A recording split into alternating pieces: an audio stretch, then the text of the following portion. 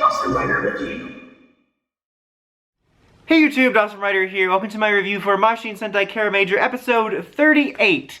So this was a classic Kiramager episode, and I feel like I say that a lot, and I feel like in the second half, Kiramager has really solidified this thing for me where a classic Kiramager episode is one where filler and main plot are happening at the same time in some way, shape, or form.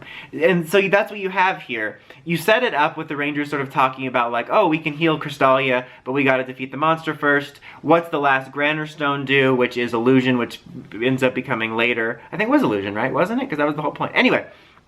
So you have that set up, and then you get the Monster of the Week fight, which is this dentist monster that Deshark takes to them, and he actually has a passenger compartment.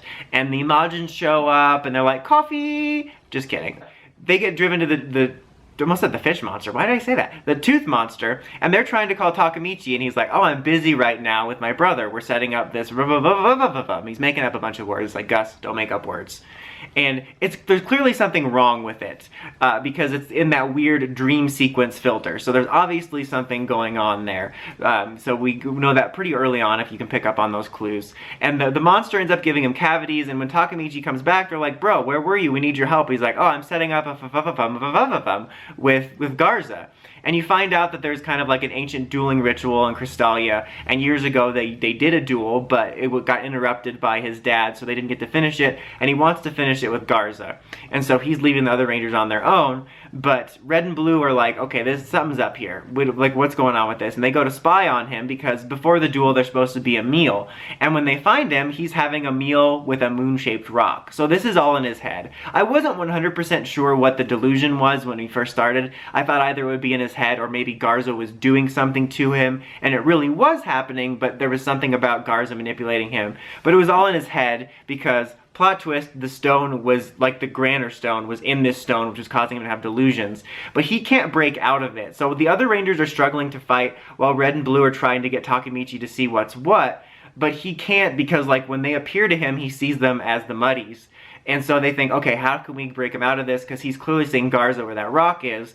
And what they end up doing is they have Shark pick up Garza and drop him off there. So he breaks out of it when he sees two Garzas there and realizing he was being deluded by it. And then they also set it up so he can have the actual duel. So Silver and Garza do have their actual rematch, and he uses one of the regular Kirame sabers and then gives the drill to Blue so they can finish off the Monster of the Week, which is cool. And so they do the duel, he wins, and you find out the reason, or at least wins the first part before they get interrupted. But you find out that in the past, the reason that the dad interrupted them was because Garza was going to kill Takemichi. It's a 2 out of 3 round thing, and he lost the first 2, and he was going to basically stab him in the back, but he stopped it. Just further makes Garza kind of an irredeemable villain.